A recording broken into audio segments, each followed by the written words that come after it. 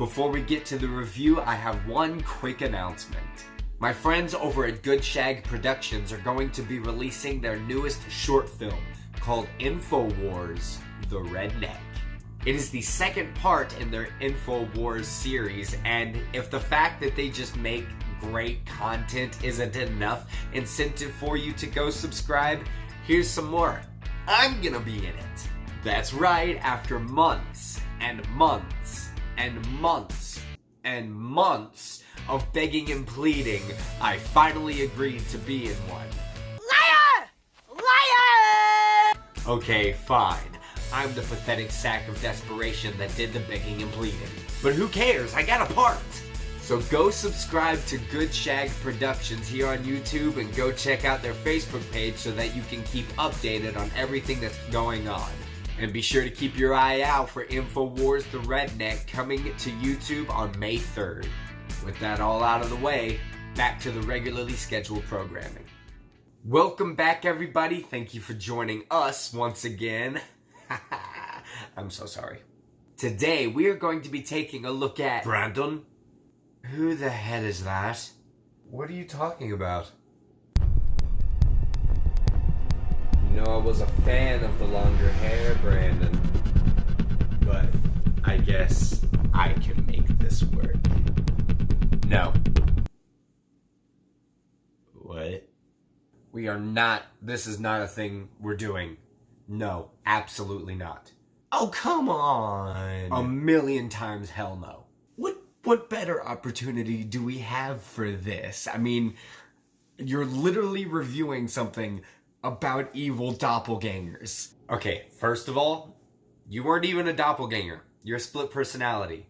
Secondly, I don't care if I'm reviewing something that stars somebody named Brandon that reviews movies who has an alter ego dressed in black that tries to kill all of his friends and family. This is not happening, ever. But I mean, can't we just... No. Just go.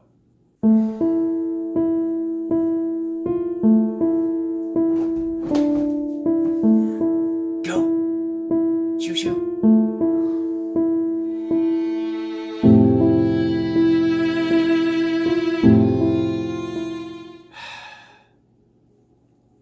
This is the new film, Us.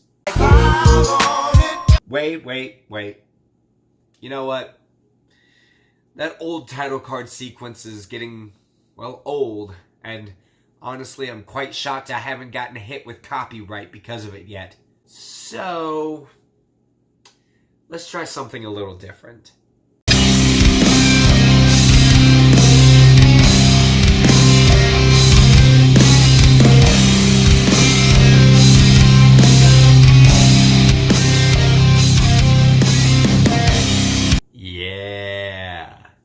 That's what I'm talking about. Us is the new film from writer and director Jordan Peele. We follow a family as they try to enjoy a nice peaceful weekend at a vacation home. But everything goes wrong whenever an evil doppelganger family hunts them down. And we figure out that it might have something to do with one of their pasts. Now, I want to go ahead and say that after I give the grade for this film, I am going to talk about what I think this movie symbolizes and what it's actually all about. So if you're interested in what my opinion and my take on this is, then go ahead and stick around after the grade. But if you don't care about that, then just don't watch it. Because I'm sure most of you just want to know if it's a good movie. And to that I say, I think so. You know, for this movie, I'm kinda glad that I changed my upload schedule to every 2 weeks because I definitely needed time to think about this one and process it. And honestly, I still don't know if I had enough time to figure it out. Right off the bat, I will say that the performances are incredible, especially from this woman, whose name is This. in past videos, I had a difficult time saying the names Gore Verbinski and Dane DeHaan, so I'm not even going to try this one. But she does a phenomenal job in this. Really, the entire family does, and while their characters might seem a little one-dimensional, you do have to keep in mind that all of these actors are playing dual roles, because there's this evil family that is essentially like clones of this family. Like, they're the same people.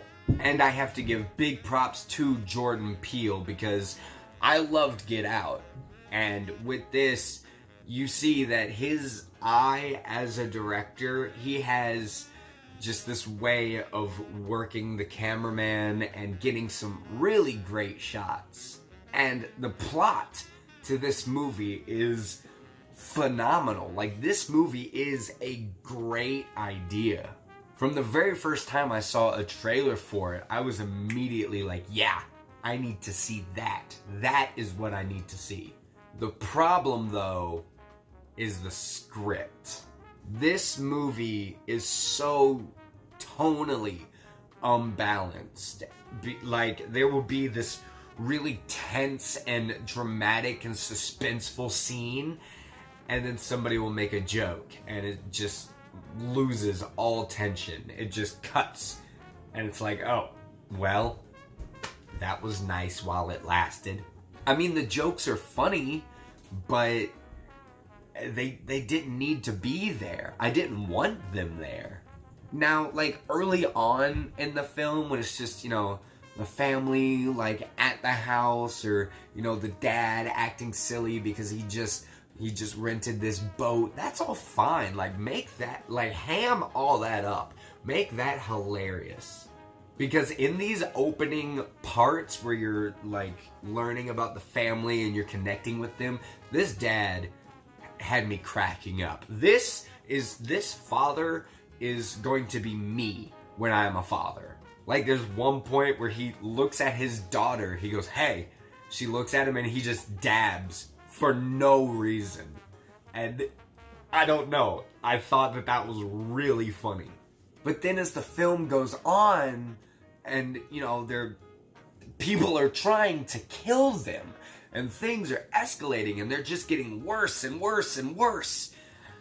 But this family just keeps cracking quips and jokes to one another, as if, you know, it's just another Saturday. There's one part in particular where they're trying to decide who gets to drive the car to get away. And the argument they're having, I'm not going to say exactly what they're arguing about because it's kind of spoilerish, but the argument they're having is not the kind of argument that people would be having in this situation. This is a dire situation. Why are you making jokes right now? If you were trying to make like a horror comedy, that's fine.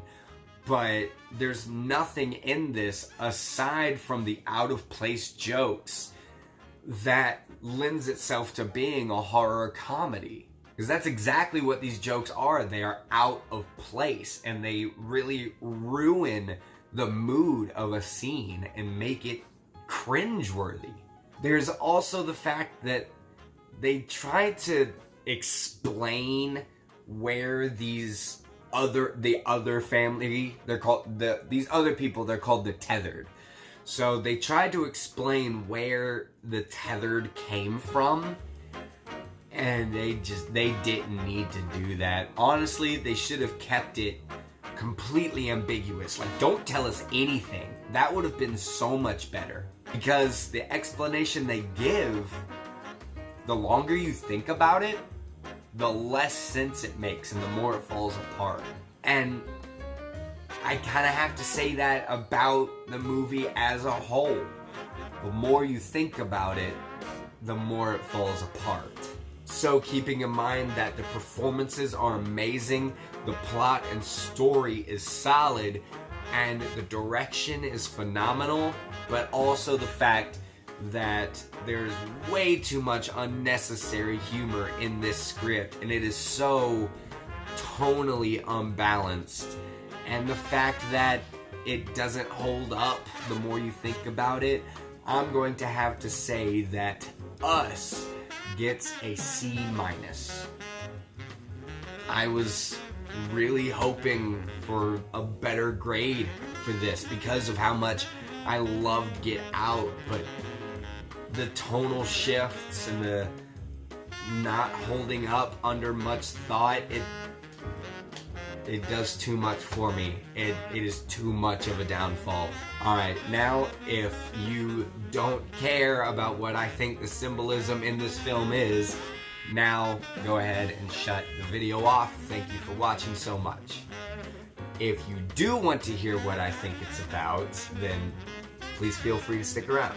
I had no idea what this movie was trying to say. I was trying to rattle it around in my brain, and I finally had to have a conversation with my friend Matt about what he thought, and we hashed it out a little bit, and I think I finally have an idea. The tethered are essentially the middle and lower class. They represent the middle and lower class.